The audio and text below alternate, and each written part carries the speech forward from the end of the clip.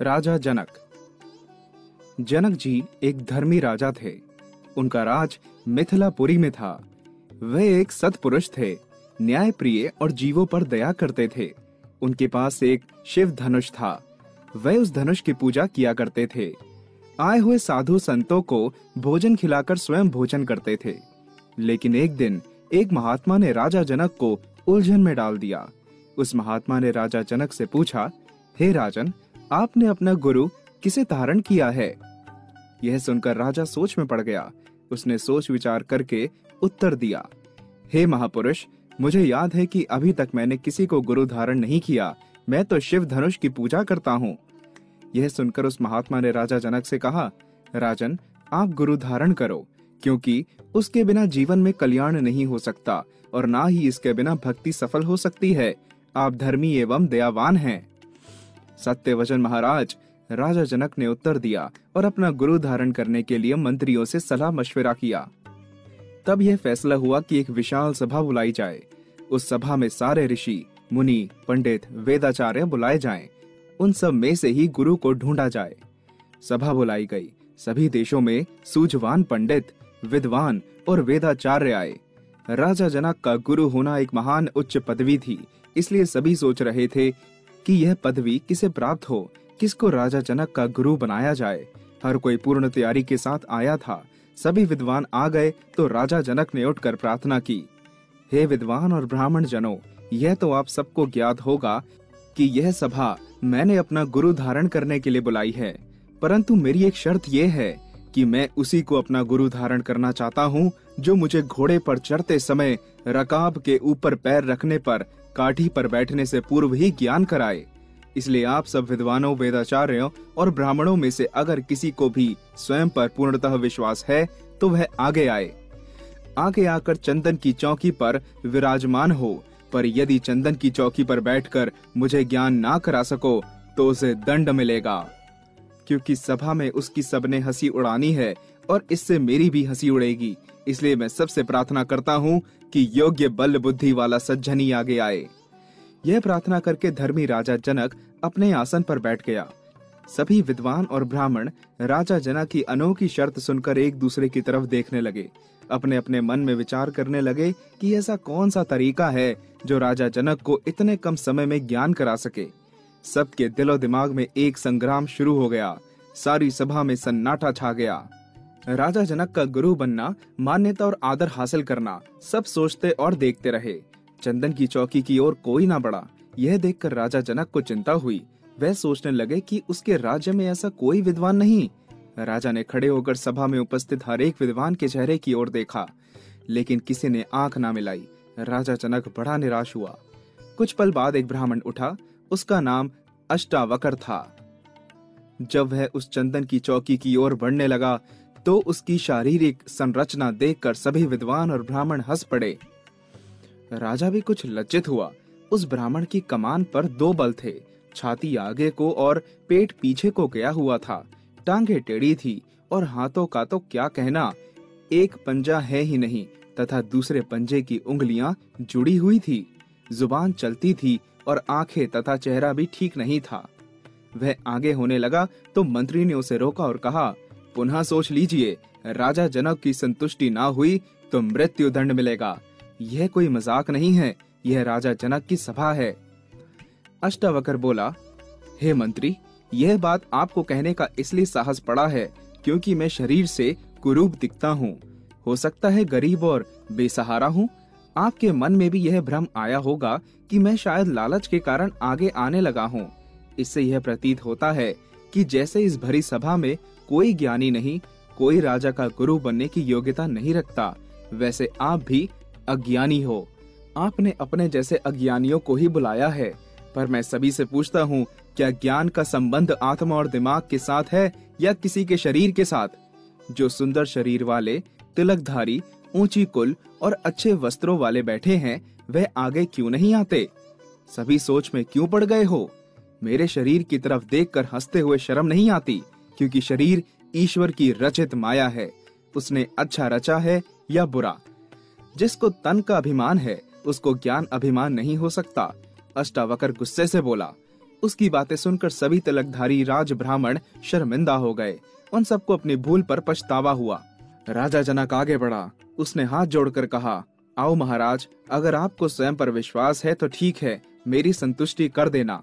अष्टावक्र चंदन की चौकी पर विराजमान हो गया। उसी समय राजा ने घोड़ा मंगवाया। वह घोड़ा हवा से बातें करने वाला था। उसकी लगाम बहुत पक्की थी। अष्टावक्र ने घोड़े की ओर देखा।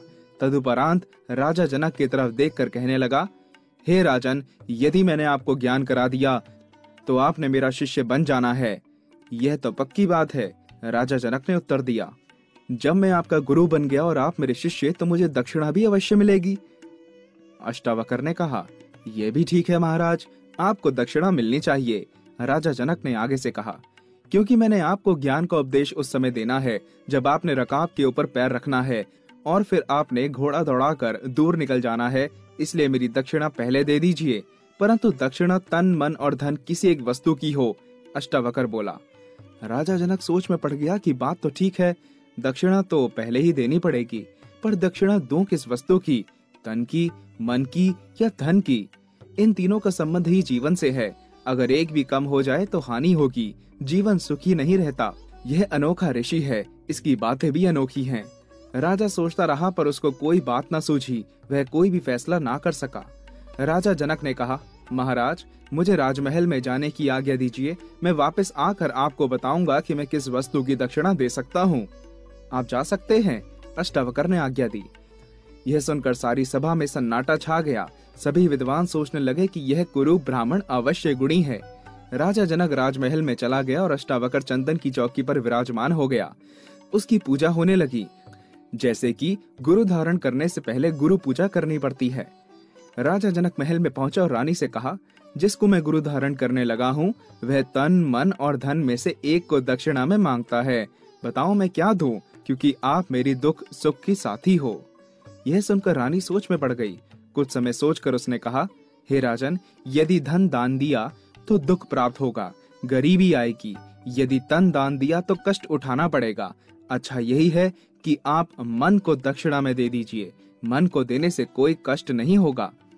राजा जनक विचार करने लगा कि रानी ने जो सलाह दी है वह ठीक है या नहीं, पर विचार करके वह भी इसी परिणाम पर पहुंचा और सभा में आकर उसने हाथ जोड़कर अष्टावक्र को कहा, मैं गुरु दक्षिणा में मन अर्पण करता हूँ। अब मेरे मन पर आपका अधिकार हुआ। चलो ठीक है, अब आप घोड़े पर चढ़ने की तैयारी करें। आपका मन मेरा है तो मेरा कहना अवश्य मानेगा। अष्टावक्र ने आज्ञा दी। सभा में बैठे सब हैरान हो गए कि यह राजा जनक का गुरु बनने लगा है। कैसे कुरूप व्यक्ति के भाग्य जाग पड़े। राजा घोड़े के ऊपर चढ़ने लगा। सभी रकाब में पैर रखा ही था कि अष्टावक्र बोला, राजन, मेरे मन की इच्छा नहीं कि आप घोड़े के ऊपर चढ़े। यह सुनकर राजा ने उसी समय रकाब से पैर उठाकर धरती पर रख लिए तथा अष्टावक्र की ओर देखने लगा। घोड़े के ऊपर चढ़ने की उसकी मन की इच्छा दूर हो गई। उसी समय अष्टावक्र ने दूसरी बार कहा, राजन, मेरा मन चाहता है कि आसपास का लिबास उतार दिया जाए। राजा जनक उसी समय वस्त्र उतारने लगे तो उसको ज्ञान हुआ, मन पर काबू पाना, मन के पीछे स्वयं ना लगना ही सुख का ज्ञान है। मन भटकता रहता है। राजा जनक ने उसी समय अष्टावक्र के चरणों में माथा झुका दिया और कहा, आप मेरे गुरु हुए। उसी समय खुशी के मंगलाचार होने लग पड़े। यज्ञ शुरू हो गया। बड़े बड़े ब्राह्मणों को अष्टावक्र के चरणों में लगना पड़ा। राजा जनक के बारे में भाई गुरदास जी फरमाते हैं, भगत वटा राजा जनक है, गुरमुख माइया विच उदासी। देवलोक नो चलिया गण, गंधर्व सभा सुखवासी। जमपुर गैया पुकार सुनी, विल्लावन जी नरक निवासी। धर्म राई नो आँख योनु सभा नाम, दी कर बंद खलासी। करे बेनती धर्म राई हऊ, सेवक ठाकुर अभिनासी। गहिने धरियनु एक नाउ, पापाम नाल करे निर्जासी। पासंग पापना पुजनी गुरमुख नाउ, अतुल ना तुलासी। नर कहु छुटे जिये जंत, कटी गलहु सिलक जम फासी। मुक्ति जुगति नावे की दासी। राजा जनक बहुत बड़ा प्रतापी हुआ, जो माया में उदास था। गुरु धारण करने के बाद उसने बहुत भक्ति की। मन को ऐसा बना लिया कि माया का कोई भी रंग उस पर प्रभाव नहीं डालता था। मोहमाया, लोभ, अहंकार तथा वासना, काम का जोश भी उसके मन की इच्छा अनुसार हो गया। वह राजा भक्त बन गया। एक दिन उसके मन में आया कि आखिर मैं भक्ति करता हूँ, क्या पता भक्ति का असर हुआ है कि नहीं, क्यों ना परीक्षा लेकर देखा जाए। बात तो अहंकार वाली थी, पर उसके मन में आ गई। जो मन में आए वह हो जाता है। एक दिन राजा ने अद्भुत ही कौतुक रचा। उसने एक तेल का कड़ाहा गरम करवाया। उस छोटे कड़ाहे के पास बिछौना बिछाकर उस पर अपनी सबसे सुंदर स्त्री को कहा कि वह लेट जाए। जब स्त्री लेट गई तो राजा जनक ने एक पैर कड़ाहे में रखा और एक स्त्री के बदन पर। वह अडोल खड़ा रहा। अग्नि ने उसको जरा भी आंच न आने दी और रानी की सुंदरता पैर द्वारा शरीर के स्पर्श में उसके खून को ना गरमाया। गरम तेल उबलता रहा। रानी की जवानी दोपहर में थी। यह देखकर लोग राजा जनक की जय जय बोलने लगे। वह धर्मात्मा बड़ा भक्त बन गया। उसके पश्चात राजा को कभी माया ने ना भरमाया। प्रतापी राजा जनक की कथा बड़ी विस्तृत है। यदि पूरी कथा बयान करने लगे तो ग्रंथों के ग्रंथ बन जाएंगे। भक्त की कथाएं ही खत्म ना हो। आपका अंतिम समय आ गया। पंच तत्व शरीर को छोड़कर अगली दुनिया की तरफ जाना था। शरीर को जैसे ही आत्मा ने छोड़ा तो कुदरत की तरफ से अपने आप ही बेअंत शंख बजने लग गए। नरसिंहे बोले, मंगलाचार की ध्वनियां उत्पन्न हुई। कहते हैं देवता और गंधर्व आए, अप्सरा आई, भक्त जन और नेक आत्माओं के दल स्वागत करने के लिए आए। कहते हैं जनक ने जो भक्ति का दिखावा किया था वह परमात्मा के दरबार में उसका अहंकार लिखा गया। जब देवता लेने के लिए आए तो परमात्मा ने हुक्म दिया कि देवताओं, राजा जनक को नरक वाले रास्ते से देवपुरी ले आना, क्योंकि उसके अहंकार का फल उसको अवश्य मिले। यहाँ बेइंसाफी नहीं होती, इंसाफ होता है। बस इतना ही काफी है। इसका फूलों वाला विमान उधर से ही आए। जिस तरह परमात्मा का हुक्म था सबने उसी तरह ही मानना था। देवताओं ने राजा जनक का विमान नरकों की तरफ से मोड़ लिया। नरक आया। नरकों में हाहाकार मची हुई थी। जीव पापों और कुकर्मों का फल भुगत रहे थे। कोई आग में जल रहा था तो कोई उल्टा लटकाया हुआ था और नीचे आग जल रही थी। कई आत्माओं को गरम तेल के कड़ाहे में डाला हुआ था। तिलों की तरह कोहलू में पीसे जा रहे थे। हैरानी की बात यह थी कि वह ना मरते थे और ना जीते थे। आत्माएं दुख उठाती हुई तड़प रही थी। नरक की तरफ देखकर राजा जनक ने पूछा, यह कौन सा स्थान है? नरक के राजा यमदूत ने कहा, महाराज, यह नरक है। उन लोगों के लिए जो संसार में अच्छे काम नहीं करते थे, अब दुख उठा रहे हैं। राजा जनक ने कहा, इन सबको अब छोड़ देना चाहिए। बहुत दुख उठा लिया है।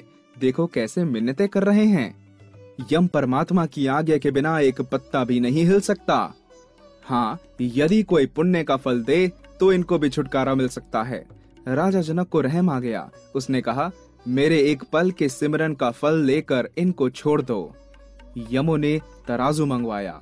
एक तरफ राजा जनक के सिमरन का फल रखा गया और दूसरी तरफ नरकगामी आत्माएं बिठाई। धीरे धीरे सभी नरकगामी आत्माएं तराजू पर चढ़ गई।